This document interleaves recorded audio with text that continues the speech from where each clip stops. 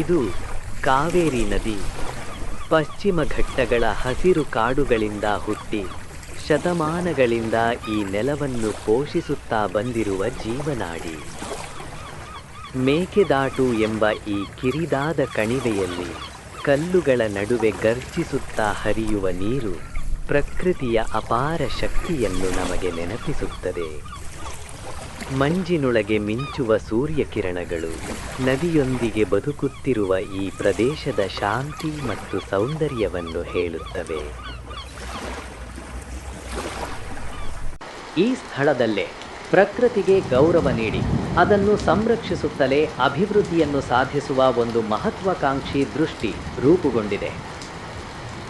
ಮಾನವನ ಜ್ಞಾನ, ತಂತ್ರಜ್ಞಾನ ಮತ್ತು ಅನುಭವ ಒಟ್ಟಾಗಿ ಸೇರುವ ಈ ಯೋಜನೆಯೇ ಮೇಕೆದಾಟು ಯೋಜನೆ. ನದಿಯ ಹರಿವನ್ನು ಅರ್ಥ ಮಾಡಿಕೊಂಡು ಸಮತೋಲನ ಕಾಪಾಡುವ ಉದ್ದೇಶದಿಂದ ಈ ಬೃಹತ್ ಅಣೆಕಟ್ಟು ವಿನ್ಯಾಸಗೊಳಿಸಲಾಗಿದೆ. ಮೇಕೆದಾಟು ಯೋಜನೆಯ ಹೃದಯವೆಂದರೆ ಇದಾದ ಸಂತುಲನ ಜಲಾಶಯ. ಅಧಿಕ ಮಳೆಯ ಸಮಯದಲ್ಲಿ ನೀರನ್ನು ಸಂಗ್ರಹಿಸಿ ಬರಗಾಲದ ಸಂದರ್ಭದಲ್ಲಿ ಅಗತ್ಯಕ್ಕೆ ತಕ್ಕಂತೆ ಬಿಡುಗಡೆ ಮಾಡುವ ಸೂಕ್ಷ್ಮ ಜಲ ನಿರ್ವಹಣಾ ವ್ಯವಸ್ಥೆ ಇದು. ಈ ಜಲಾಶಯವು ಕಾವೇರಿ ನದಿಯ ನೀರನ್ನು ವ್ಯರ್ಥವಾಗದೆ ಸದುಪಯೋಗಪಡಿಸಿಕೊಳ್ಳಲು ಸಹಾಯ ಮಾಡುತ್ತದೆ.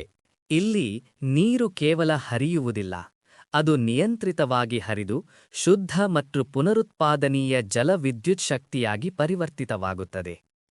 ಮೇಕೆದಾಟು ಯೋಜನೆಯ ಜಲವಿದ್ಯುತ್ ಘಟಕಗಳು ಪರಿಸರಕ್ಕೆ ಹಾನಿಯಿಲ್ಲದೆ ವಿದ್ಯುತ್ ಉತ್ಪಾದಿಸುವ ಗುರಿಯನ್ನು ಹೊಂದಿವೆ. ಇದು ಅಭಿವೃದ್ಧಿ ಮತ್ತು ಪರಿಸರ ಒಟ್ಟಾಗಿ ಸಾಗಬಹುದೆಂಬುದಕ್ಕೆ ಸಾಕ್ಷಿ.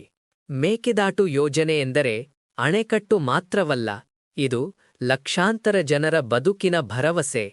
ಬೆಂಗಳೂರು ಮತ್ತು ಸುತ್ತಮುತ್ತಲ ಪ್ರದೇಶಗಳಿಗೆ ಕುಡಿಯುವ ನೀರಿನ ದೀರ್ಘಕಾಲೀನ ಭದ್ರತೆ, ಭವಿಷ್ಯದ ಅಗತ್ಯಗಳಿಗೆ ಸಿದ್ಧತೆ, ಶುದ್ಧ ನೀರು, ಉತ್ತಮ ಆರೋಗ್ಯ ಮತ್ತು ಸುಸ್ಥಿರ ಅಭಿವೃದ್ಧಿಯ ದಾರಿ, ಇವುಗಳೆಲ್ಲಕ್ಕೂ ಮೇಕೆದಾಟು ಯೋಜನೆ ಒಂದು ಮಹತ್ವದ ಹೆಜ್ಜೆ.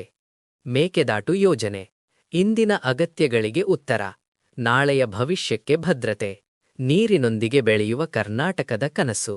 ಇದು ನೀರಿನ ಬಗ್ಗೆ ಮಾತ್ರವಲ್ಲ, ನಮ್ಮ ಭವಿಷ್ಯದ ಬಗ್ಗೆ ಕೂಡ. ಮೇಕೆದಾಟು ಯೋಜನೆಗೆ ನಿಮ್ಮ ಬೆಂಬಲವನ್ನು ಕಮೆಂಟ್ ಮೂಲಕ ವ್ಯಕ್ತಪಡಿಸಿ.